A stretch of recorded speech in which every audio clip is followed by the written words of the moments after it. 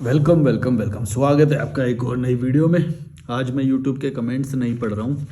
कुछ मैंने आज पहली बार स्क्रिप्ट बनाई है अपनी, मतलब स्क्रिप्ट भी नहीं, पॉइंटर्स बनाए हैं कि हाई आईक्यू वाले लोगों के अंदर जो मैंने कुछ क्वालिटीज़ नोटिस करी, जो इतनी मेरी यात्रा रही, जीवन यात्रा भी रही, और ये जो मेरा ट्रैवल वाला जो जीवन रहा एक, तो इसमें मैं बहुत सारे लोगों से मिला और वो करा, तो इनमें ना मैंने कुछ कॉमन पैटर्न नोटिस करे, और एवरेज लोगों के भी और लो लो लो वाले भी। तो जो मैं हाई आईक्यू वाले के बताने वाला हूँ उसमें एवरेज और लो आईक्यू में ये चीज़ें नहीं दिखेंगी, बस तुम ये समझ लेना।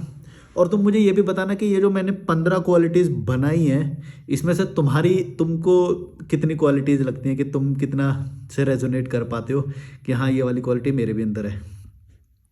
तो हाई आईक्यू वाले लोगों की 15 क्वालिटीज़ की मैंने लिस्ट बनाई है, और भी हैं बहुत सारे, पर मैंने कुछ जो अभी मैंने नोट डाउन कर पाया मैंने उन्हें नोट डाउन करा है। आगे मैं शायद इसका पार्ट 2 भी लेके आऊँगा, और अलग अलग सिचुएशन में कैसे हैंडल करते हैं वो भी हम बता सकते हैं। तो साइकोलॉजी से रिलेटेड ये 15 ट्रेट्स हैं हाई आईक्यू वाले लोगों के। तो देखना, बताना कि तुम कितनों से रेजोनेट कर पाए हो। और आप मुझे कॉल भी कर सकते हो, डिस्क्रिप्शन में ईमेल और इंस्टाग्राम है, आप कॉल बुक कर सकते हो। 1000 रुपये का एक कॉल रहेगा, 60 मिनट का। चलो शुरू करते हैं। पहला है, दे वैल्यू देमसेल्व्स वेरी मच। जो हाई आईक्यू वाले लोग होते हैं ना, वो अपनी वैल्यू बहुत ज़्यादा लगाते हैं। मतलब अपनी वैल्यू लगाए बिना तो इंसान कभी कुछ करे, जैसे कि मान लो कोई कुछ काम दे देगा या कुछ कर देगा, कोई छोटा मोटा वो कर देगा। तो हाई आईक्यू वाले लोग ना, मतलब शुरुआत में नहीं लेकिन धीरे धीरे लाइफ में ये जो सारे पॉइंटर्स हैं ना, ये धीरे धीरे समझ में आते हैं। तो वो जब लाइफ में थोड़ा ग्रो करता है ना, उसको ये बात बड़ी जल्दी से समझ में आ जाती है कि मुझे ना लोग ग्रांटेड ले रहे हैं या मेरी वैल्यू बहुत ज़्यादा है, मैं ये छोटे उसमें नहीं। तो वो अपनी वैल्यू को ज़्यादा लगाते हैं। तुम समझ रहे हो? जैसे कि मेरे को मान लो, मैं अपना उदाहरण दे रहा हूँ, पर मैं ऐसे नहीं बोला कि मैं हाई आईक्यू हूँ, पर मैं जैसे 1000 रुपये लेता हूँ एक कॉल के, क्योंकि मैं अपनी वैल्यू कर रहा हूँ भाई, मेरे टाइम की वैल्यू है। मैं ऐसे ही नहीं किसी से भी बात करता या वो करना है ना। तो अपने टाइम की क्या तुम वैल्यू लगा पा रहे हो? मतलब ऐसे ही तो अवेलेबल नहीं हो जा रहे, फ्री में तो अवेलेबल नहीं हो जा रहे, क्योंकि एक टाइम के बाद फिर लोग तुम्हें ग्रांटेड लेना शुरू कर देंगे अगर तुम ज़्यादा फ्री में अवेलेबल होगे तो। तुम समझ गए ना इसका मतलब मैं क्या कह रहा हूँ? जैसे कोई शादी में बुलाएगा या कुछ करेगा, तो वैसे नहीं कि वो ऐसे ही भाई किसी के में भी हाँ कर देंगे या किसी के में भी चले जाएंगे। वो अपनी वैल्यू लगाएंगे भाई, ऐसे नहीं हल्के फुल्के आदमी मत समझो। तो वो, क्योंकि देखो अपनी वैल्यू तुम लगाओगे तभी कोई दूसरा भी तुम्हारी वैल्यू करेगा। अगर तुम ही अपनी वैल्यू नहीं कर पा रहे तो वो क्या है? लेकिन ये सारी चीज़ें ना ओवर द टाइम डेवलप होती है। जैसे हर एज का हाई आईक्यू अलग होगा। जैसे 16 की उम्र में हाई आईक्यू अलग होगा, 10 की उम्र में, 20 की उम्र में अलग होगा। तो ये चीज़ें डेवलप होती है। तो जो ट्रेड्स है ना, ये वाले भी डेवलप होते हैं धीरे धीरे। तो ऐसा नहीं है कि ये तुम पहले भी वैल्यू करते थे और अभी भी उतनी वैल्यू करते हो, नहीं। ओवर द टाइम तुम जल्दी से जो ना ये हाई आईक्यू वाले लोग होते हैं, ये जल्दी सीख जाते हैं कि भाई मेरे को मेरी इतनी वैल्यू, इतनी लो वैल्यू नहीं है कि इन एवरेज लोगों के साथ रहूं या वो रखूं। तो ये अपनी वैल्यू ज़्यादा लगाते हैं। ये मेरा पहला पॉइंट था। इनमें ना कोई सिमिलर पॉइंट्स वो भी हैं। इन सब का निचोड़ मैं लास्ट में जब बताऊंगा ना, तो तुम्हें एक कॉमन पैटर्न नोटिस होगा कि हाई आईक्यू वाले लोग कैसे होते हैं। दूसरा है वेरी क्लियर माइंडसेट। इनका माइंडसेट बड़ा क्लियर होता है। ये ज़्यादा ना झमेलों में पड़ते नहीं है। ज़्यादा जो कैपिटलिज्म है, जो मार्केट है, इनको ना ज़्यादा मूर्ख नहीं बना पाता। ये बहुत क्लियर होते हैं कि इनको क्या चाहिए होता है, इनको क्या करना है, इनको 24 घंटे कैसे बिताने हैं, इनको ट्रैवल करने जाना है या नहीं जाना है, किन लोगों के साथ रहना है, क्या बातें करनी है, क्या शो देखना है। ये बहुत क्लियर रहते हैं। इनको ऐसे कन्फ्यूजन में नहीं रहते, या फिर ये किसी से पूछते नहीं फिरते कि भाई ओ भाई तू ये बता दे, भाई ये बता दे। ये मतलब ये भी एक अल्फा पर्सनैलिटी की भी ये निशानी होती है कि वो एक लीडर टाइप का होता है। उसे क्लियर होता है कि भाई मुझे क्या करना है। तुम समझ रहे हो? एवरेज और लो आईक्यू वाले में ये चीज़ तुम्हें दिखाई नहीं देगी। वो ना एकदम पूछते फिरेंगे सबसे, भाई ये शर्ट कैसी लग रही है, ये कपड़े कैसे लग रहे हैं, ये कैसा है, ये कैसा है। ये मतलब क्लियर नहीं होते वो अपने आप में। हर चीज़ के लिए तुम्हें पूछते हुए मिलेंगे, वो हर चीज़ के लिए डाउट में मिलेंगे वो तुम्हें। तो जो हाई आईक्यू वाला होता है वो काफ़ी क्लियर होता है कि भाई मेरे को ये बस ये मिल गया, इतना मिल गया, इतने में मैं क्लियर हूँ, मेरा इतने हो जाएगा। वो ऐसे ऑप्शंस में ना, ऑप्शंस उसे पागल नहीं करते। ऑप्शंस या फिर जो इतना सारा क्लटर्डनेस जो आजकल आ गई है, हाई आईक्यू वाले को ये कभी भी अफेक्ट नहीं कर पाती। तुम समझ रहे हो? हाई आईक्यू वाले को इससे कोई फ़र्क नहीं पड़ता कितने प्रोडक्ट आ गए, क्या आ गया, सिर्फ प्रोडक्ट में नहीं, या लोग या कई सारी चीज़ों में इनका माइंडसेट बड़ा क्लियर होता है कि मेरे को कैसे लोगों से पसंद है मिलना, कैसे लोगों से नहीं है, नहीं मिलना पसंद तो भाड़ में जाओ। ये बड़े क्लियर रहते हैं मतलब हर मामले में तो ये एक हाई IQ की निशानी होती है। और ये ऐसे नहीं आता, मैं फिर बात ये बोल रहा हूँ कि ये धीरे धीरे डेवलप होती हैं ये सारी चीज़ें। तो जो हाई IQ वाले होते हैं ये जल्दी ग्रास्प कर लेते हैं ऐसी चीज़ों को, तो ये जल्दी क्लियर हो जाते हैं अपनी लाइफ में ना, अलग अलग लेवल पे।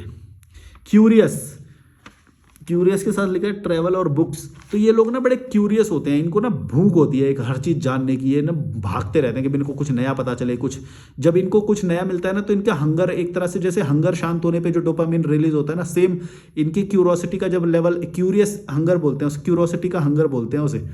तो क्यूरोसिटी हंगर जब इनका शांत होता है ना तो इनको बड़ा अच्छा लगता है कि भाई आज कुछ नया सीखा, आज कुछ नया जाना। तो इसलिए तुम्हें ये लोग या तो ट्रैवल करते हुए मिलेंगे, या तो लिटरेचर, बुक्स, या फिर नए नए लोगों से मिलना इनको पसंद होएगा। ये ऐसी चीज़ें पसंद होएंगी जो इनको ना एक नई चीज़ पता चलने का एक वो दे, डोपामिन दे, जिससे इनका ये हंगर शांत होता है। सिर्फ हंगर कई चीज़ों का होता है, तुम्हें एक बात बताऊँ, हंगर में भी ना कई सारी चीज़ें आती हैं। हंगर भूख, जो हम खाना खाते हैं उसका हो सकता है, मीठे का भी हो सकता है। इसी तरह से ये नॉलेज का हंगर है। फिर गर्म खाने का भी होता है। जैसे मैंने ना अभी जब मैं डाइट कर रहा था तो मैंने फील किया कि हम जो डाइट ले रहे थे उसमें गर्माहट और स्पाइसीनेस और उसका वो चीज़ क्रेविंग शांत नहीं हो रही थी। तो वो जब चाहिए होता है तो वही प्रॉपर खाना खाना पड़ता है। तो मैंने वो वाला ट्राई करा अंग्रेज़ों वाला, मेरे से शुरुआत में बड़ी मुश्किल हुई, अभी भी थोड़ा थोड़ा मैं कभी कभी मेरे को खाना ही पड़ता है खाना। तो भूख कई तरह की होती है, मैं ये बोल रहा हूँ। उसी में एक तरह की होती है क्यूरियस हंगर, जो इनका ये हंगर ना बहुत तेज होता है। तो ये क्या करते हैं कि ये तो या तो तुम्हें बुक्स पढ़ते हुए मिलेंगे, या तो नए नए लोगों से मिलेंगे, या ट्रैवल करेंगे, या नई नई डॉक्यूमेंट्रीज देखेंगे। ये नया नया बहुत जल्दी जल्दी देखते हैं। क्योंकि इनका IQ इतना ज़्यादा होता है कि ये बड़ी जल्दी चीज़ों को समझ लेते हैं, और कनेक्ट करके, डॉट्स को कनेक्ट करके ना ये चीज़ों को पैटर्न समझ लेते हैं बड़ी जल्दी से। तो इनको चीज़ें बड़ी जल्दी समझ में आ जाती है। फिर इनको लगता है कि ओके ये तो ठीक है, ये उससे मैच कर रहा है, ये उससे, ये डॉट्स को कनेक्ट कर लेते हैं। फिर क्या होता है कि इनको चीज़ें ना बहुत ऑर्डिनरी लगने लग जाती है। फिर जब ऑर्डिनरी लगने लग गई तो इसको चाहिए अब नया। ये मैंने एक पॉइंट में लिखा है, 9वां पॉइंट है जिसमें नया नया लिखा है, अभी आएगा आगे, उसमें मैं ये चीज़ बताऊंगा तुम्हें कि इनको क्यों क्यूरोसिटी की वजह से नया नया चाहिए होता है। फिलहाल हम अभी अगले पॉइंट पे चलते हैं। इन सब में ना मैं बहुत सारा और भी, जब मैं ये स्क्रिप्ट बना रहा था तब मैं बहुत सारे मेरे को और चीज़ें आ रही थी, पर क्योंकि ये वीडियो बहुत बड़ा हो जाएगा तो अभी अगला वीडियो बनाएंगे तो उसमें शायद हम ये इंक्लूड कर सकते हैं, या आप भी कमेंट बॉक्स में ये 15 पॉइंट के अलावा और भी कुछ ऐड कर सकते हो, मैं उस पर भी वीडियो बना दूंगा। और देखते हैं कि लोगों को ये एक्सपेरिमेंट पसंद आता कि नहीं, क्योंकि अभी तक मैं कमेंट पढ़ने वाले और ये सब वीडियो बनाता था, अब ये थोड़ा वैसा बना रहा हूँ, साइकोलॉजी बेस्ड। देखो 5वां पॉइंट है लेस इमोशनल। ये ना ज़्यादा इमोशनल नहीं होते, जैसे कोई लाइफ में आ रहा है जा रहा है, एक ये भी धीरे धीरे डेवलप होता है। शुरुआत में इनको भी होता है, बाद में ये ना बड़ी जल्दी समझ जाते हैं कि ये बाद में इमोशनल होना छोड़ देते हैं, क्योंकि इनका IQ बहुत ज़्यादा होता है। तो इन्हें पता है कि भाई लाइफ में ठीक है, कोई आएगा जाएगा, ये सेटिस्फाइड रहते हैं, ये ज़्यादा इसका वो नहीं लेते। लेकिन शुरुआत मैं हमेशा बोल रहा हूँ कि ये एक एवोल्यूशन है। हाई IQ एक ये इवॉल्व होता है हाई IQ। तो तुम्हारी एज के किसी हिस्से में तुम्हें बहुत ज़्यादा दर्द हुआ होगा, लेकिन बाद में जब मान लो कभी 18 के बाद या कभी एकदम से ऐसा हो जाएगा तुम्हारे कि तुम्हारा IQ इतना बढ़ जाएगा, फिर तुम इमोशनल होना छोड़ दोगे। कोई आ रहा है जा रहा है, फ्रेंड आ रहा है, कोई जा रहा है, ज़्यादा फर्क नहीं पड़ता, कलीग वलीग कोई नहीं, कुछ नहीं, ये इनको ज़्यादा फिर उसके बाद फ़र्क नहीं पड़ता। इनको पता है कि भाई लाइफ तो यही है कि आएगा जाएगा कोई भी, तो इनको ज़्यादा ये जल्दी परेशान नहीं होते इस चीज़ से कि भाई इमोशनल नहीं होते। मतलब एक है कि भाई मेरा 6th पॉइंट है कि ये ना अपने पत्ते जल्दी से नहीं खोलते। मतलब जो चालाक लोग होते हैं ना, क्योंकि चालाक लोगों में ना एक और क्षमता होती है कि वो ना, क्योंकि अपनी वैल्यू वो ज़्यादा लगा रहे हैं तो कहीं कहीं वो झूठ भी बोलते हैं। तो झूठ जो इंसान बोलता है ना, वो अपने पत्ते सारे जल्दी नहीं खोलता। वो बड़बोला नहीं होता कि सारे जल्दी जल्दी अपनी बातें बता देगा, या कुछ ऐसा पॉइंट ना निकल जाए जहाँ पे उसको छुपाना चाहिए। तो क्या चीज़ें छुपानी होती है इनको बड़ी अच्छी से पता होती है। तो ये पॉइंट जो है, इसके पत्ते नहीं खोलते, ये लिखा है मैंने, इंग्लिश में नहीं आ रहा था, मैंने को जब स्क्रिप्ट में आ रहा था वो लिखा। तो ये अपने ना पत्ते जल्दी जल्दी नहीं खोलते। इसके लिए इंग्लिश वर्ड क्या होएगा, डोंट एक्सपोज अर्ली, ऐसा करके कुछ जो भी होएगा। ये एक्सपोज नहीं करते अपनी बातों को, या जल्दी से खुलते नहीं है। ये बड़े कैलकुलेटिव होते हैं। इनको पता होता है कि भाई मेरे को कोई चीज़ें नहीं बतानी है, क्या चीज़ें नहीं बतानी है, कहाँ पे रुक जाना है, या फिर दूसरे वाले की सारी इन्फॉर्मेशन लेने नहीं, लेकिन अपने पत्ते ज़्यादा जल्दी नहीं खोलने हैं, ताकि जब बाद में जब तुम्हें किसी भी तरह से मोल्ड करने हो तो पत्तों को तुम किसी भी तरह से खेल सकते हो। जैसे कि मान लो किसी के प्रति, जैसे ए पर्सन है और बी पर्सन है, तो बी पर्सन, ए पर्सन तो बी सी के बारे में कोई तीसरा पर्सन उसके बारे में बात करेगा, लेकिन बी ना थोड़ा थोड़ा दब के रहेगा, थोड़ा ज़्यादा खुल के नहीं बोलेगा, ताकि ये इसके सारे पहले विचार सुन ले कि सी पर्सन के बारे में क्या बोल रहा है। फिर जब इसका ये समझ जाएगा तो इसको मैनिपुलेट करने के लिए अब जैसे भी मैनिपुलेट करना ये कर सकता है, क्योंकि इसने तो सारे पत्ते खोल दिए कि ये सी पर्सन या तीसरे पर्सन के बारे में क्या सोचता है। तो इसीलिए कभी तीसरे पर्सन के बारे में या किसी और के बारे में भी ये ना बड़ी जल्दी पत्ते नहीं खोलते। ये बोलते हैं ओके तू बता दे तू क्या सोचता है, मैं नहीं बताऊंगा, पर क्योंकि उसी तरह से उसका फ़ायदा भी उठाया जा सकता है कि अच्छा ये बुरा सोचता है उसके बारे में, मतलब कभी भी बाद में ज़रूरत पड़ी तो इस पत्ते को यूज़ किया जा सकता है। तो इस तरह की मैनिपुलेशन, क्योंकि ये लोग ना अपनी वैल्यू बहुत ज़्यादा लगाते हैं, तो ये अपनी वैल्यू निकालेंगे हर जगह से, और अपनी वैल्यू बढ़ाने के लिए तुम्हें झूठ भी बोलना पड़ेगा कई बार। तो ये लोग ना झूठ बोलने से भी ज़्यादा कतराते नहीं हैं, ये बहुत हाई आईक्यू के लोग होते हैं, इनको झूठ भी बोल लेते हैं, इनको वो फर्क नहीं। लेकिन ऐसा नहीं है कि ये किसी को बुरा करना चाहते हैं, ये वो ऐसा नहीं है कि ये किसी को मैनिपुलेट करके ये किसी का हड़पना चाहते हैं या बुरा करना चाहते हैं, ऐसा भी हो सकता है, मैं ये नहीं बोला। ये तो पर्सनैलिटी का अलग एस्पेक्ट है। मैं ये एस्पेक्ट बताना चाह रहा हूँ कि ये पत्ते अपने जल्दी खोलते नहीं हैं, तुम समझ रहे हो।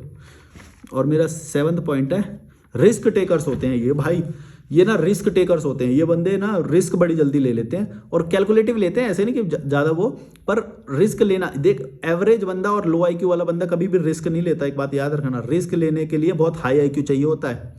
तुम्हें जैसे एक एग्जांपल दूं मैं, चक दे इंडिया में एक जो लड़की होती है वो शाहरुख खान से ही जो पंगा लेती है, जो टीम का जो कैप्टन है उसी से पंगा लेती है, तो वो हाई आईक्यू होने की निशानी है। और देखो हाई आईक्यू भी ऐसे नहीं होता कि कुछ हो जाए भाई, लाइफ में कुछ उखाड़ा होएगा तुमने, तभी ना कुछ घमंड होएगा, तुमको ईगो होएगा या फिर पंगा लोगे। तुम अल्फा से पंगा ले रहे हो, जो लीडर है, जो अलग ऊंचे ओहदे पे हो, तुम उससे पंगा ले रहे हो।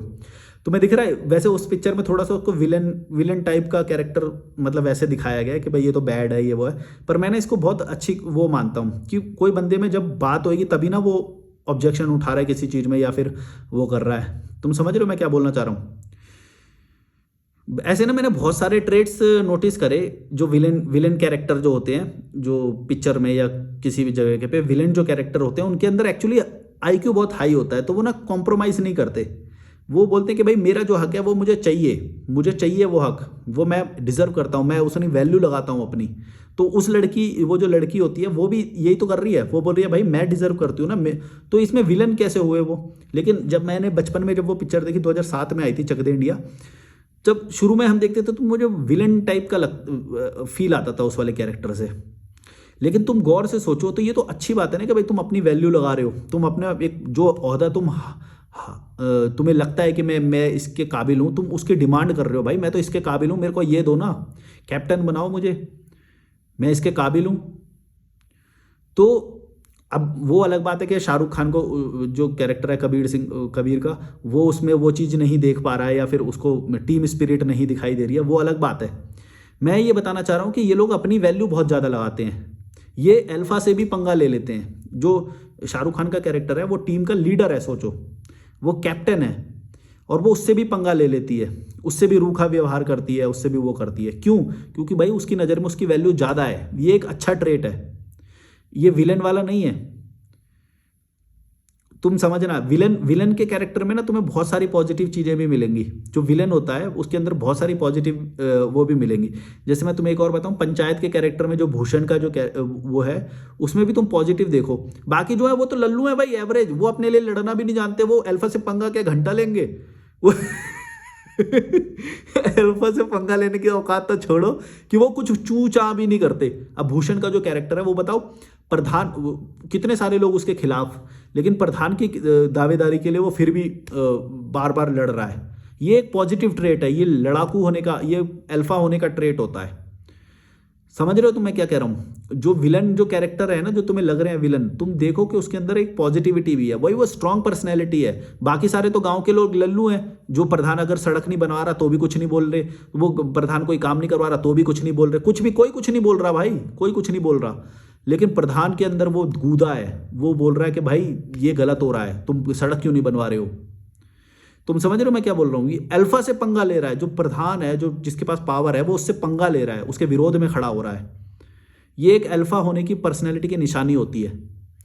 इसी तरह से ये जो चकदे वाली जो लड़की का मैंने एग्जांपल दिया, ये भाई पंगा ले लेते हैं डायरेक्ट, ये सीधा भिड़ते हैं, ये जानते हुए भी कि सामने वाले के अंदर ज़्यादा पावर है, उसके पास उस ज़्यादा लोग हैं और ये वो, तुम समझ रहे हो। ये अल्फा की एक बहुत ही अच्छी क्वालिटी होती है कि वो ना डरता नहीं है, वो रिस्क टेकर होता है, वो रिस्क लेता है, वो लड़ता है। अब वो जो अल्फा है, जो उसी टीम का जो अल्फा है, उसी से ही लड़ रहा है। सोचो, उस गांव का जो प्रधान है उसी के खिलाफ लड़ रहा है, उसके खिलाफ कॉन्स्पिरेसी कर रहा है, उसी के खिलाफ गलत गलत बातें बोल रहा है। ये कोई छोटी बात है? एवरेज लोग कर पाते हैं क्या? ये छोटे लोग, छोटी मानसिकता के लोग ये कर पाते हैं क्या?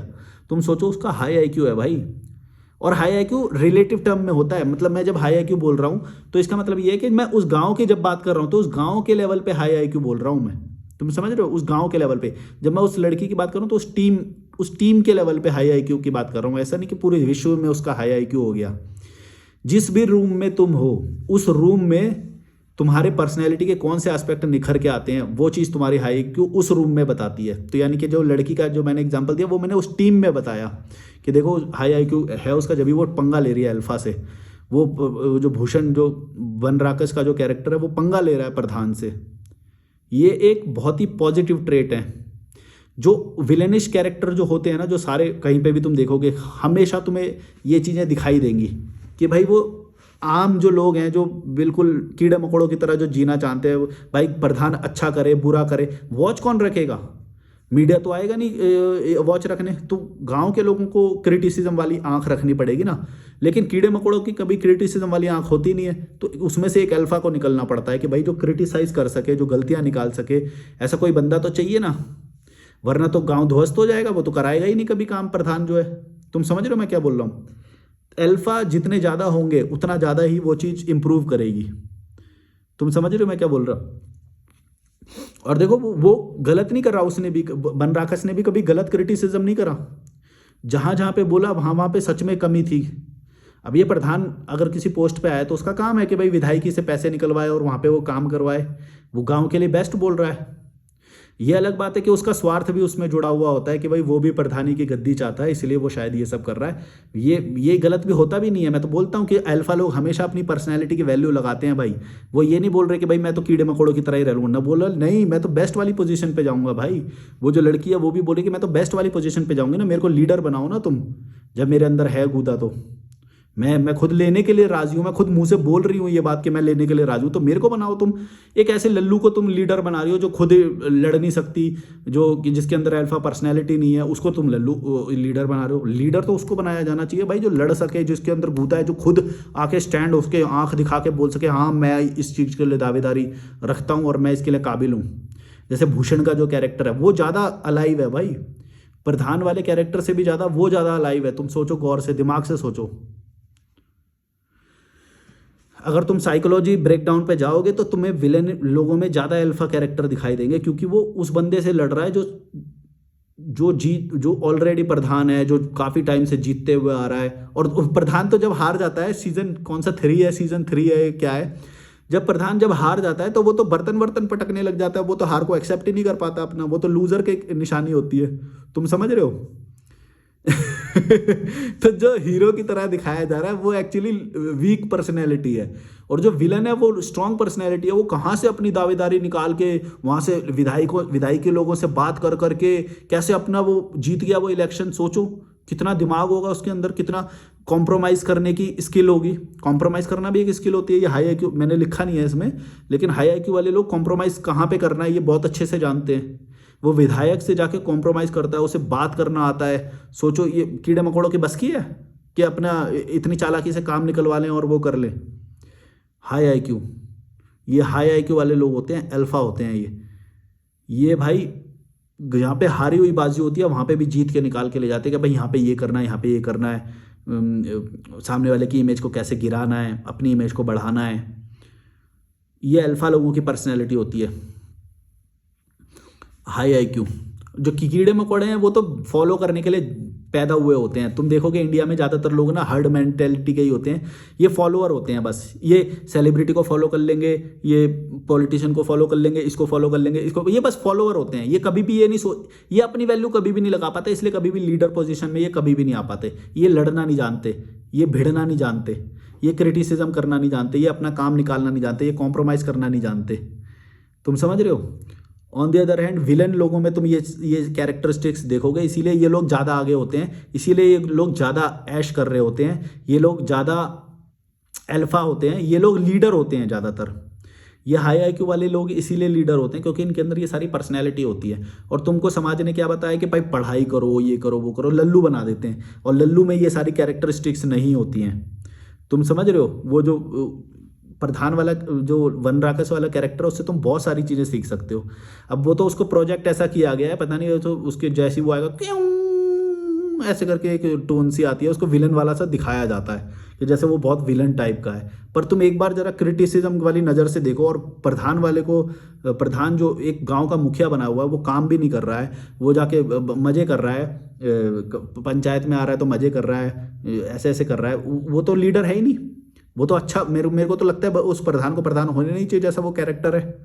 प्रधान तो बनराकस को होना चाहिए। वो अल्फा है भाई, वो लीडर है, वो खतरनाक है, वो भिड़ना जानता है, वो काम करा देगा, जब उसको कराना होगा वो तुरंत करा देगा। ऐसे लोगों को ही होना चाहिए, मैं तो मानता हूँ। ये कोई अच्छे जो बनते हैं ना, जो अच्छे बनते हैं, ये वो इनके अंदर दम नहीं होता, सच बताऊँ तो। ये अच्छे में ही रह जाते हैं, मोरालिटी में रह जाते हैं, नैतिकता में रह जाते हैं। ना ये कभी अपनी सीट बचा पाते, ना गद्दी बचा पाते। देखा रहते तो सीजन 3 में हार जाता है तो बर्तन वर्तन पटकने लग जाता है। तुम समझ सीजन 3 में हार जाता है, हार को एक्सेप्ट ही नहीं कर पाता। हम कैसे हार गए, बर्तन वर्तन पटकने लग जाता है वो है। और बनराकस देखो भैं वो निकाल के ले जाता है। ये अल्फा कैरेक्टर, हाई आईक्यू, उसका आईक्यू सोचो भैं कहाँ पे विधायक उससे बात कर करके कैसे कॉन्स्पिरेसी रच के उसको हरा दिया। उसके साथ सचिव है, उसके साथ पूरा जो सर तंत्र होगा वो है, फंड होंगे उसके पास, बहुत सारी चीज़ें होंगी उसके पास। लेकिन बनराकस जीरो से उठ के किससे बात करनी है ये बात भी उसे पता है, कैसे हराना है ये पता है, वो हरा भी दिया। ये है, मेरे को तो हीरो ज़्यादा बनराकस लगता है भाई, और एंटरटेनिंग भी क्या बड़ा मस्त कैरेक्टर है वो क्या बोल रहा था मैं, कहा रिस्क टेकर्स होते हैं। हाँ, ये अल्फा से पंगा लेना जानते हैं, इसमें लिखा है रिस्क टेकर्स, अल्फा से पंगा। अल्फा से पंगा ले रहा है भाई, जो लीडर है, जो ऑलरेडी पोजीशन में है, पावर में है, उससे पंगा ले रहा है। और क्या है, फेस्ड इमोशनल टॉर्चर। देखो हाई आईक्यू वाले लोग हैं ना, इन्होंने ना कभी इमोशनल टॉर्चर जरूर झेला होता है, या फिर अगर मान लो 12 साल का तो अभी झेलेगा, क्योंकि ये ना ये उस टाइम पे इमोशनल होते हैं। लेकिन ये एवोल्यूशन का प्रोसेस होता है, जैसे आईक्यू बढ़ने का ना एक तरीका होता है। उसमें ये होता है कि कभी लड़की आएगी उसके जीवन में, या कभी ना कभी कोई ऐसा ट्रॉमा आएगा, या कुछ ना कुछ आएगा जो उसके आईक्यू को एकदम ऊपर ले जाता है। उसे ये पता चल जाता है कि ये दुनिया छलावा है, ये दुनिया में सब झूठ है, क्योंकि वो एक टाइम पे बहुत ज़्यादा डिवोटेड होता है उस व्यक्ति के प्रति, या फिर उस चीज़ के प्रति जिसको वो भरोसा कर रहा है। तो ऐसा इमोशनल ट्रॉमा का कोई ना कोई इंसिडेंट इनकी लाइफ में ज़रूर होता है। ये ऐसी प्लेन लाइफ नहीं होती इनकी, तुम समझ रहे हो। क्योंकि ये इमोशनल उसके बाद ही हाई आईक्यू बनना शुरू करते हैं, जब वो इमोशनल टॉर्चर जब हो जाता है। इसीलिए मेरे जो मोस्ट ऑफ द क्लाइंट्स के जब मेरे को फ़ोन आते हैं, जब मैं उनकी थेरेपी करता हूँ, तो मैं यही पैटर्न खोजने की कोशिश करता हूँ कि क्या इसका ये वो वाला पॉइंट है या नहीं है। इनके में तुम हमेशा ये बात देखोगे कि इनके में हमेशा एक पॉइंट आता है जिसके बाद से इनकी जीवन बदलना शुरू होता है। वो जो इमोशनल टॉर्चर का वो जो होता है, वो पॉइंट ज़रूरी होता है। मैं इसमें अक्सर, आपने मेरी पुरानी वीडियो देखी होगी तो मैं जे वाले कैरेक्टर का हवाला देता हूँ, जो कि है रॉकस्टार मूवी में जो रणबीर कपूर ने निभाया था। उसके में भी एक इमोशनल वो पॉइंट आया होता है, उसके घर वाले निकाल देते हैं, तो फिर वो जाता है दरगाह में, जाता है वहाँ पे, जाता है गाने वाने गाता है, वहाँ से उसको, तो वो एवोल्यूशन का प्रोसेस है उसका, हर किसी का सेम होता है, बस उसमें इंसिडेंट्स अलग अलग होंगे। तो लेकिन इमोशनल एकदम ना बुरा जब लगता है, एकदम घटिया लगता है, एकदम गुस्सा आ रहा होता है, माँ बाप के साथ भी हो सकता है ऐसा, या किसी के भी, कोई भी रीज़न हो सकता है इसका, ठीक है, रीज़न कोई भी हो सकता है, माँ बाप, परवरिश, बचपन का वो, या फिर अपने लवर पार्टनर का कोई ट्रॉमा, या किसी से भी रिलेटेड हो सकता है। लेकिन जिसमें एकदम इमोशनल, एकदम ऐसा लगता है यार अब क्या रह गया इस दुनिया में, छोड़ो अब चलते हैं, एकदम डिप्रेशन वाला तक, जो वहाँ तक ये जरूर एक बार होके आए हुए होते हैं इमोशनल वाले। ये जो सारे लोग हैं ना, एक बार जरूर इन्होंने उस लेवल तक झेला होता है। तुम बताना इनमें से तुम्हारे कितने कैरेक्टर मैच हो रहे हैं, इस कैरेक्टरिस्टिक्स कितने तुम्हारे से मैच हो रहे हैं। और एक है न्यू न्यू न्यू, 9वां पॉइंट है मेरा, ये हमेशा ना नया ढूंढते हैं। क्यों? जैसे मैंने पीछे बताया था, जो क्यूरियस वाले पॉइंट से मैंने बताया था कि ये ना नया ढूंढ, तो इनका जो क्यूरियस माइंड है ना, ये चीज़ों को बड़ी जल्दी समझ लेता है। इनको ना पूरा पैटर्न बड़ी जल्दी समझ में आ जाता है, क्योंकि हाई आईक्यू है इनका, एवरेज और लो से इनका बहुत हाई आईक्यू है, तो इनको ना पूरा पैटर्न बड़ी जल्दी से समझ में आ जाता है कि क्या है। तो ये ना बोर भी हो जाते हैं, इसीलिए इनको ना नया चाहिए होता है बहुत। ये बड़ी जल्दी ना ये सारी चीज़ों को समझ जाते हैं, तो इनको बड़ी जल्दी नया नया नया नया नया नया नया नया नया चाहिए होता है इन्हें हमेशा। ये बड़ी जल्दी चीज़ों से, ऑफिस में या नए नए ऑफिस में या जगह से या लोगों से बड़ी जल्दी बोर हो जाएंगे, क्योंकि इनको ये पैटर्न बड़ी जल्दी कैच कर लेते हैं। ओके, ये इसका पैटर्न है, ये इसका ऐसा पैटर्न है, ये ऑफिस में ऐसा है, ये बड़ी जल्दी कैच कर लेते हैं, क्योंकि इनका आईक्यू बहुत तेज होता है। तो ये बड़ी जल्दी बोर हो जाते हैं, इनको नया नया अगर नहीं मिले तो ये पागल हो जाते हैं, इनको नया नया चाहिए हमेशा, क्योंकि क्यूरियस माइंड है। क्यूरियस माइंड हमेशा नया ढूंढेगा, और तेज हाई आईक्यू वाला बंदा नया ढूंढेगा, उसको हंगर शांत नहीं होएगा, वो पागल हो जाएगा, वो बोलेगा इसीलिए एक आगे भी पॉइंट आने वाला है, मैंने इसमें लिखा है जो मेरा 10वां पॉइंट। अच्छा, आ ही गया 10वां पॉइंट है नीरस। इनकी लाइफ ना बड़ी नीरस होती है। क्यों? क्योंकि ये चीज़ों को बड़ी जल्दी समझ जाते हैं, पैटर्न बड़ी जल्दी समझ जाते हैं, तो ये ना इनकी लाइफ बड़ी जल्दी नीरस सी हो जाती है, और ये अलोन रहना तो थोड़ा ज़्यादा पसंद करेंगे। क्यों? क्योंकि पैटर्न सारे समझ में आ गए। अब क्या है, ये रिपीट सेम होएगा। एक तरह से ये भविष्य भी देख लेते हैं। मतलब भविष्य कौन देख लेगा? भविष्य वो देख लेगा जो भी एक पैटर्न को समझ जाता है। जैसे मान लो एक नई ऑफिस में कोई गया, वो रोज देख के ना एक पैटर्न को समझ जाता है कि कब क्या होता है, कैसा होता है, कौन कैसा होता है, सारी चीज़ें वो बड़ी जल्दी समझ जाता है। किसका आईक्यू कितना है, सब ये कैसे डिसीजन लेता है, वो कैसे डिसीजन लेता है, सारी चीज़ें वो बड़ी जल्दी समझ में आ जाता है। तो उसकी लाइफ बड़ी नीरस होती है, अलोन होता है ये। क्योंकि एवरेज तो बहुत सारे मिल जाएंगे। हाई आईक्यू वाले लोग होते ही कम हैं, वो आपस में मिलेंगे भी कहाँ मिलेंगे। वो हाई आईक्यू बहुत कम लोगों का होता है, ज़्यादातर लोगों का एवरेज होएगा या फिर उससे बिलो एवरेज वाले होंगे। और जो हाई आईक्यू वाला होता है वो कमांड करता है इनको, मतलब लीड करता है। तुम समझ रहे हो? वो लीड करता है इन सबको। तो जो ये लीडर है ना, हमेशा अलोन रहते हैं। अब जो लीड कर रहा है, वो जिनको लीड कर रहा है, फॉलोअर हैं जो उनके साथ ही बैठ के खाना खाएगा, तो वो तो ग्रांटेड लेने लग जाएंगे। तो हाई आईक्यू वाला लोग हमेशा अकेले खाना खाते हुए मिलेंगे तुम्हें, अकेले ही सब कुछ करते हुए, एंजॉय करते हुए मिलेंगे। अकेले एंजॉय करना आता है इन्हें। ये नीरस, बाकी लोग ना इनको बहुत नीरस बोलेंगे हमेशा, ये याद रखना। अगर बाकी लोग किसी को भी नीरस बोल रहे हैं कि यार ये क्या बोरिंग सा बंदा ही है, वो, इसका मतलब ये समझ लेना कि उस ग्रुप का हाई आईक्यू वाला बंदा वही है, क्योंकि वो ये समझ चुका है ये तो सारे एवरेज से हैं, ये वो उनके साथ क्या मजे करेगा। थोड़े दिन तो ठीक है, जांच लेगा, अच्छा तुमने ये किया है, वो किया है, सारी पास्ट लाइफ पढ़ लेगा, पूरा पैटर्न समझ जाएगा। फिर वो अकेला रहना, अकेले में वो करता है। इसीलिए नीरस से होते हैं ये लोग ना, बड़े बोरिंग से होते हैं। अच्छा, मेरा 11वां पॉइंट है कि attracted to animals and kids and nature. ये लोग ना एनिमल्स और किड्स के प्रति बहुत अट्रैक्टेड होते हैं, या नेचर के प्रति। क्यों? क्योंकि बाकी लोगों का तो ये बड़ी जल्दी पैटर्न पकड़ लेते हैं, और इनको पता भी चल जाता है कि किसका क्या स्वार्थ है, कोई कैसा क्यों है, पीछे बैक बिचिंग कर रहा है, ये कर रहा है। ये सारे पैटर्न बड़ी जल्दी से पकड़ लेते हैं, इनको बड़ी जल्दी से ये सारी चीज़ें समझ में आ जाती है। तो क्योंकि एनिमल में ये सारी चीज़ें होती है ना, तो एनिमल से इनको ना बड़ा प्रेम होता है, बड़े प्यार करते हैं ये ना, क्लोज होते हैं एनिमल के, या फिर छोटे बच्चों के, या फिर प्रकृति के बहुत क्लोज मिलेंगे तुम्हें ऐसे हाई आईक्यू वाले लोग। वो सेम एज के लोगों से बड़े कटेंगे, सेम एज के बिल्कुल नहीं, मेरे को नहीं चाहिए। या तो फिर बहुत हाई, जो ऊंची एज के होंगे उनसे बात करते हुए ये तुम्हें मिलेंगे, बहुत मतलब अपने से 10-20 साल बड़े हुए लोग होंगे, उनसे तो उनको कुछ सीखने को मिलेगा।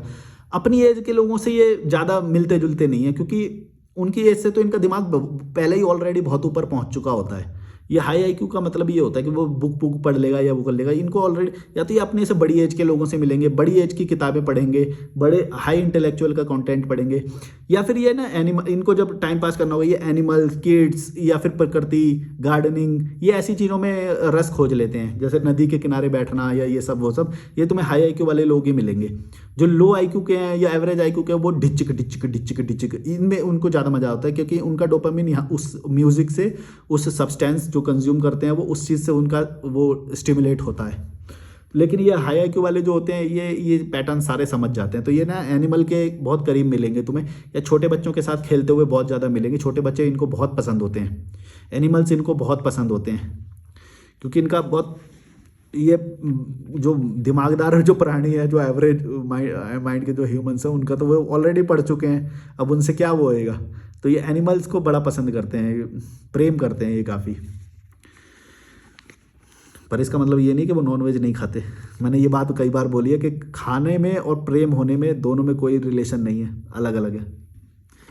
12वां पॉइंट है, दुनिया मूर्ख लगती है इनको ना। दुनिया बहुत बड़ी जल्दी मूर्ख लगने लग जाती है, खासतौर से अपने ग्रुप के लोगों के साथ तो ये रहते ही नहीं है। जैसे मैंने बताया, ये जो ऊंची पोस्ट पे है या फिर हायर पोस्ट पे है उसके साथ तो ये बात कर लेंगे, या फिर उम्र में बड़ा है, या फिर मतलब किसी भी तरह से इनसे ऊपर होना चाहिए। तो ये इनकी क्यूरोसिटी तभी शांत होती है। तो इसीलिए ये ना इनको दुनिया मूर्ख लगती है। ये तो अपने लेवल का जो होता है ना वो उनको मूर्ख लगता है। ये क्या, वो मूर्खता फाइंड कर ही लेगा, क्योंकि इसको तो सारे पर्सनैलिटी का पैटर्न पता चल जाता है बड़ी जल्दी से। तो इनको दुनिया बड़ी जल्दी ना मूर्ख लगने लग जाती है कि उसको गलतियां, ये हमेशा तुम्हें ना गलतियां दिखाते हुए, तुम इनसे बोलोगे ना ये तुरंत तुम्हें गलतियां बता देंगे यहाँ पे कि यहाँ पे ये इंप्रूवमेंट हो सकता है, यहाँ पे ये इंप्रूवमेंट हो सकता है। ऐसे लोगों से तुम्हें ना ये सलाह जरूर लेनी चाहिए कि तुम अपनी पर्सनैलिटी में कैसे इंप्रूव कर सकते हो।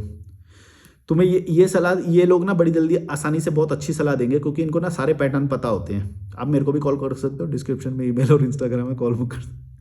क्या प्रमोशन प्लग इन किया है मैंने। तो ये लोग ना तुम्हें बड़ी जल्दी बड़ी अच्छी सलाह देंगे, क्योंकि इनको पैटर्न सारे पता होते हैं। मैं मजाक नहीं कर रहा हूँ, मतलब मेरे को हंसी आ रही है, क्योंकि ऐसा लग रहा है कि मैं जैसे किस पॉइंट पे आके अपने ऐसा प्रमोशन प्लग इन कर रहा हूँ, इसलिए हंसी आ रही है, पर मैं बोल सच रहा हूँ। तो इनको दुनिया बड़ी मूर्ख लगने लग जाती है बड़ी जल्दी, क्योंकि इनका हाई आईक्यू होता है। इनको सारे हर उसका ना वो पता होता है कि ये जो, जैसे मान लो 100 लोग हैं, 100 लोग के बीच में एक हाई आईक्यू वाला बंदा है, तो उसको ना पता होता है ये 99 लोग जिस चीज़ के पीछे भाग रहे हैं या वो कर रहे हैं ना, तो उसको पता होता है इसके बाद अगर ये इनमें से जो भी जीता उसको भी मैक्सिमम बेनिफिट ये चीज़ मिलेगी। और ये इस बंदे को वो भी नहीं चाहिए हाई आईक्यू वाले को, क्योंकि ये मैंने बोला ना, जैसे ये ना प्राप्त होते हैं ऑलरेडी, किसी ना किसी चीज़ को ये प्राप्त होते हैं। इनको वो चीज़ भी नहीं चाहिए जो 99 लोग जिस चीज़ के लिए भाग रहे हैं, लड़ रहे हैं, वो अपने आप में अल्फा बनने के लिए भूख रहे हैं। और ये पहले ही पैटर्न इन सबका समझ चुका है, तो वो अपने आप में अपने दिमाग में वैसा ही अल्फा है, उसको पता है हाई आईक्यू। ये 99 लोग जिस चीज़ के लिए लड़ रहे हैं ना, वो जो एक बंदा है वो ऑलरेडी उससे ऊपर पहले ही पहुँच चुका होता है। और ये 99 लोग अभी भी इस चीज़ के लिए लड़ रहे हैं, किसी भी ग्रुप में तुम देखोगे जो। तो इसलिए ये बोलता है कि ये क्या पागल लोग हैं, मैं जो क्या छोटे से बेनिफिट के लिए ये कर रहे हैं, वो कर रहे हैं, पॉलिटिक्स कर रहे हैं। हाई आईक्यू वाला इस लड़ाई में नहीं पड़ता, वो उससे भी ऊपर का करता है अगर करता है तो। इसीलिए उनको दुनिया बड़ी जल्दी मूर्ख लगने लग जाती है, गलतियाँ नज़र आने लग जाती हैं इधर उधर, बहुत गलतियाँ गिनाते हुए मिलेंगे तुम्हें ऐसे लोग। मेरा 13वां पॉइंट है एम्पैथेटिक। ये लोग ना बहुत एम्पैथेटिक होते हैं। मैंने एक पॉइंट में बोला था कि ये इमोशनल तो नहीं होते, लेकिन एम्पैथी होती है इनको। ये चाहते हैं कि लोगों का भला होए या वो होए, इसीलिए ये तुम्हें देखेंगे ये गलतियां निकालते हुए, ये ना हर चीज़ों में गलतियां तुम्हें निकालते हुए, क्योंकि इनको रियल में एम्पैथी है। ये इमोशनल होना इज डिफरेंट। देखो दोनों वर्ड में मतलब समझना। इमोशनल हो जाना मतलब ये इमोशनल हो जाना किसी कर्म को वो नहीं करेगा। एम्पैथेटिक होना किसी कर्म से भी कंबाइंड हो सकता है। एम्पैथी मतलब तुम रियल में एम्पैथी रखते हो उस बंदे से, और रियल में तुम उसके लिए कुछ बेनिफिशियल करना चाहते हो। लेकिन ऑन द अदर हैंड जो इमोशनल होता है वो सिर्फ इमोशनल है, बस उसको इमोशन आया है कि हाँ भाई ये गलत है, ये गलत है, वो भी फील कर रहा है। On the other hand empathy वाला फील भी कर रहा है और उसके साथ एक्शन भी देता है, कुछ ना कुछ एक्शन करेगा या वो करेगा या भविष्य में करेगा। तो एम्पैथेटिक लोग ना लोगों की समस्याओं को या उससे रिलेट करते हैं, उसको समझते हैं। जैसे मैं तुम्हें उदाहरण दूं कि बहुत सारे हमारे जो फ्रीडम फाइटर जो उस टाइम के हुए, वो ना अपने टाइम में बहुत अच्छी लाइफ जी सकते थे, लेकिन इनको ना रियल में एम्पैथी होती है कि यार ये गुलाम लोग हैं, गरीब लोग हैं, तुम इनको हंटर मारते हो, इनको टैक्स इनसे मोटे मोटे वसूल करते हो, ये तो गलत है। तो अगर मान लो गांधी जी या और भी जो फ्रीडम फाइटर थे, जवाहरलाल नेहरू या जो भी जितने भी थे, मैं नाम नहीं ले रहा किसी का भी, जितने भी थे बहुत सारे थे, उनको अगर एम्पैथी नहीं होती, अंबेडकर हो गए या जो उनको एम्पैथी होती ही नहीं, तो वो कभी भी लड़ते ही नहीं, क्योंकि वो तो ऑलरेडी राजा पोजीशन पे रह ही रहे थे। हर समय में कुछ लोग होते हैं जो ऊपर होते हैं, लेकिन वो फिर भी बोलते हैं कि नहीं हम तो अच्छी स्थिति में हैं, लेकिन तुम इनको ऐसे नहीं ट्रीट करोगे भाई। वो एम्पैथेटिक होते हैं इस चीज़ के बारे में। तो वो जो अल्फा है उसी से पंगा ले रहे हैं। सोचो गांधी जी जो है अल्फा से पंगा ले रहे हैं। उस वक्त के अल्फा कौन? जो गोरे लोग थे, जो अंग्रेज लोग थे, उस वक्त वो अल्फा थे, वो किंग थे, और वो उनसे पंगा ले रहे हैं। यहाँ पे भी देखो वही वाली क्वालिटी है जो मैंने पीछे गिनवाई थी कि अल्फा से पंगा ले रहे हैं वो। तो किस वजह से ले रहे हैं पंगा? क्योंकि जो जिनको कुचला जा रहा है ये उसके प्रति एम्पैथेटिक है, इमोशनल नहीं है। देखो इमोशनल और एम्पैथी में फर्क समझना। इमोशनल तो कोई भी हो सकता है, एम्पैथी सिर्फ हाई आईक्यू वाले बंदे को होती है और वो एम्पैथी रखता है और उससे रिलेटेड एक्शन भी करता है। तो उन लोगों ने सारों ने मिलके एक ऐसे देश को आज़ाद कराया जहाँ पे लोग, जो कीड़े मकोड़े जो लोग थे, जो छोटे लोग थे, गुलाम लोग थे, वहाँ पे वो सोच भी नहीं पा रहे थे। उनके अंदर एक आग लगाई, उनके अंदर एक जज्बा जगाया क्रांति का, और फिर उन सब ने, वो सब भी धीरे धीरे साथ में उन्हीं के अंदर से, और जो हाई आईक्यू से थोड़े नीचे आईक्यू के लोग जो थे वो उनसे जुड़ने लगे, धीरे धीरे एक क्रांति में डेवलप हुआ। अलग अलग जगह पे उन्होंने आग लगाई, आग लगाने का मतलब अलग अलग जगह पे क्रांति की मशाल जलाई, और फिर एकदम से फिर ऐसा लगा कि भाई ये जो आज़ाद हुआ ये 15 अगस्त को हुआ। लेकिन पूरा प्रोसेस अगर तुम समझो, पूरे प्रोसेस में तो अलग अलग जगह पे एजुकेट किया होगा ना लोगों को, देखो भाई तुम ये गुलाम हो, तुम्हें इतना टैक्स डिजर्व नहीं करते जितना तुम्हें टैक्स पे करना पड़ रहा है, या फिर इस तरह की बहुत सारी जो चीज़ें उन्होंने उनके खिलाफ जो करी होगी, है ना। तो मेरा पॉइंट क्या था, ये एम्पैथी, इन लोगों ने एम्पैथी होती है इसीलिए ये लड़ते हैं, वरना जो अंबेडकर हो गए, डॉक्टर अंबेडकर या जो भी है, ये तो बहुत अच्छी पोजीशन में थे, इनको नहीं जरूरत थी भाई, ये तो सेटल्ड थे, ये तो बढ़िया जगह पे, बढ़िया पोजीशन पे ये फिर भी रहते। लेकिन एम्पैथेटिक होने की वजह से इनकी इमेज इतनी हो गई कि ये ऐतिहासिक फिगर बन गए, मतलब लोगों के लिए ऐतिहासिक बन गए। ये भी अल्फा होने की एक पर्सनैलिटी होती है कि भाई देखो, जो कंफर्टेबल पोजीशन में है वो कंफर्टेबल पोजीशन में भी तो रह सकता है, लेकिन एम्पैथी होने की वजह से वो कभी भी कंफर्ट में रहेगा ही नहीं। वो एम्पैथी, जैसे वो कंफर्ट में आएगा ना, वो दूसरे लोगों का जो दर्द है ना वो देखेगा कि यार ये तो कीड़े मकोड़े की तरह ये हो रहे हैं, ये हो रहे हैं, कोई तो है ना जो इनको कीड़े मकोड़ों की तरह ट्रीट, वरना तो हर कोई अच्छा ही जीवन जी रहा होता है, नेचर सबको बराबर आईक्यू देके भेजती है। लेकिन कुछ कस्टम्स ऐसे होते हैं जो अमीर लोगों ने बनाए होते हैं गरीब लोगों को गरीब बनाने के लिए और उनको गुलाम बनाने के लिए। तो जब वो समझ जाते हैं तो वो बोलते हैं कि नहीं नहीं नहीं नहीं नहीं, गुलाम बना रहे हो भाई, ये तो तुम गुलाम ही, सबको हाई आईक्यू जब दिया है तो सबका हाई आईक्यू डेवलप होने दो ना। तुम तो उनको किसी चीज़ में उलझारे दे रहे हो, किसी टैक्स में उलझारे दे रहे हो, जो उस वक्त का जैसे बोलो टैक्स ही भरते जा रहा है बंदा, पूरे दिन काम करे तो टैक्स भरते, खाएगा पिएगा क्या, उसका न्यूट्रिशन कहाँ से पूरा होएगा। तो इस तरह से जो ये लोग एम्पैथेटिक होते हैं, बहुत ज़्यादा इमोशनल नहीं, एम्पैथेटिक होते हैं। अच्छा, एक और पॉइंट है जो 14वां पॉइंट है मेरा, अभी ये इसके बाद लास्ट पॉइंट के बाद ये वीडियो खत्म हो जाएगा। मेरा 14 पॉइंट है कि ये ना बुरा मान जाते हैं, क्योंकि देखो ये प्रोसेस में होते हैं ना जब, तो क्योंकि इनका हाई आईक्यू है, तो जब वो एवरेज वाला या लो एवरेज वाला जब कुछ बोल जाता है तो ये बुरा मानते हैं। और ये लोग ना, मतलब ये सही है, क्योंकि बुरा मानने की वजह से ये ना फिर उन एवरेज लोगों से दूर चले जाते हैं। इनके ना एक वो होती है, देखो एवरेज बंदा कभी बुरा मानेगा ही नहीं, क्योंकि उसकी बुद्धि इतनी भी नहीं है। देखो मैंने कई ऐसे वो देखे, अभी रिसेंट का ही एक वो है कि भाई मैं उसे गाली दे रहा हूँ, मैं उसे वो कर रहा हूँ, मैं उसे बोल रहा हूँ मैं जो क्या ये क्या हंस रहा है, मैं उसे गाली दे रहा हूँ और वो है करके हाँ। तुमने देखे होंगे ना, जोकर टाइप के होते हैं कुछ लोग, जो हर ग्रुप में ऐसे कुछ लोग होते हैं जो जोकर टाइप के होते हैं, उन्हें तुम मारो पीटो कुछ भी करो, उनका आईक्यू नहीं है, वो बुरा नहीं मानते कभी भी। लो एवरेज वाले और एवरेज वाले बुरा नहीं मानते कभी भी, इनको थप्पड़ में मार दो, इनके कुछ भी कर दो, ये बुरा नहीं मानते, ये तुम्हारे हे ऐसे कर देंगे बस। तो जो लो एवरेज वाला है और एवरेज वाला वो कभी बुरा नहीं माने। हाई आईक्यू वाला बंदा तुरंत बुरा मान जाएगा, वो बोलेगा भाई हद में रह, ये नहीं चलेगा, ये नहीं चलेगा। वो अल्फा पर्सनैलिटी का है, क्योंकि जो अल्फा पर्सनैलिटी का जो हाई आईक्यू वाला बंदा है वो बुरा मानेगा, क्योंकि जो भाई तुम उसके साथ बुरा करोगे तो बुरा मानेगा वो, और तुम्हें रोकेगा भी और तुमसे टक्कर भी लेगा, वो बुरा मानेगा। वेरस जो दूसरे वाले जो हैं वो बुरा नहीं मानते कभी, उनके थप्पड़ भी मार दो, उनकी बुराई भी कर लो, उनके कुछ भी कर दो, बुरा नहीं मानते, फिर गिड़गिड़ाते हुए दोबारा से आ जाते हैं। तो समझ गए ना मैं जिसके बारे में बोल रहा हूँ, वैसे पता नहीं वो देखे, पता नहीं। लास्ट पॉइंट है मेरा, ये ना अपॉर्चुनिटी को ग्रैबर, ये अपॉर्चुनिटी ग्रैबर्स होते हैं, ये ना अपॉर्चुनिटी को बड़ी जल्दी समझ जाते हैं। तुम समझ लो कि अब जैसे मान लो किसी ने कोई डिग्री करी, तो एवरेज वाले तो उसी डिग्री के भरोसे नौकरी ढूंढते रहेंगे या वो करते रहेंगे, लेकिन वेरस जो उन्हीं में से कुछ लोग जो होंगे ना, हाई आईक्यू वाले, डिग्री तो करी उसने भी, लेकिन वो समय के चेंज को बड़ी जल्दी समझ जाते हैं कि अब नेक्स्ट क्या अपॉर्चुनिटी आने वाली है, नेक्स्ट क्या आने वाला है। तो जो एवरेज वाला है वो मेहनत करने पे ज़्यादा वो करेगा, मेहनत मेहनत मेहनत मेहनत। जो हाई आईक्यू वाला बंदा है वो मेहनत करने के बजाय अपॉर्चुनिटी पे ध्यान देगा कि भाई अभी क्या अपॉर्चुनिटी फ्यूचर में आने वाली है, या अगले 2 साल के लिए मैं किस चीज़ में ज़्यादा पैसा कमा सकता हूँ या क्या कर सकता हूँ। क्योंकि जो मैंने डिग्री करी ये मेरे को ज़्यादा अपॉर्चुनिटी नहीं दे रही, क्योंकि ये तो सबने करी ना भाई, जो भी चीज़ जो सबने कर ली, जो एवरेज वाले ने भी कर ली, जो लो आईक्यू वाले ने भी कर ली, वो तो सबके पास आ गई डिग्री। तो फिर हाई आईक्यू वाला बड़े ओहदे पे कैसे पहुंचता है हर बार? क्योंकि वो अपॉर्चुनिटी को पहचानता है हमेशा कि मेरी अपॉर्चुनिटी कहाँ पे है। डिग्री तो कर ली उसने भी, डिग्री तो सबने करी, लो एवरेज लो आईक्यू वाले ने भी कर ली, एवरेज वाले ने भी कर ली, पास तो सभी हो जाते हैं, फेल कौन होता है यहाँ पे? तो डिग्री तो सभी ले लेते हैं, इसमें क्या है? लेकिन ऐसे तो फिर सारे एक ही ओहदे पे आ जाएंगे ना। फिर भी उन्हीं में से कुछ लोग निकल के हायर लेवल पे कैसे पहुंचते हैं? क्योंकि वो अपॉर्चुनिटी को पहचानते हैं।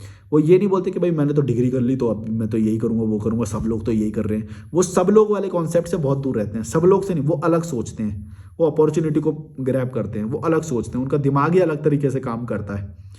तो ये कुछ मैंने 15 क्वालिटी लिखी थी जो मैंने ऑब्जर्व की हाई आईक्यू वाले लोगों में। तो बताना कि तुमसे कितनी रेजोनेट कर रही थी इनमें से कुछ क्वालिटीज़। और भी बहुत सारी क्वालिटीज़ का पार्ट 2 भी मैं ला सकता हूँ अगर तुम लोगों को पसंद आएगा तो। और आप लोग मुझे कॉल भी कर सकते हो, डिस्क्रिप्शन में ईमेल और इंस्टाग्राम है। और जो हाई आईक्यू वाले लोग हैं ना वो क्रिस्प रहते हैं। तो बाय बाय।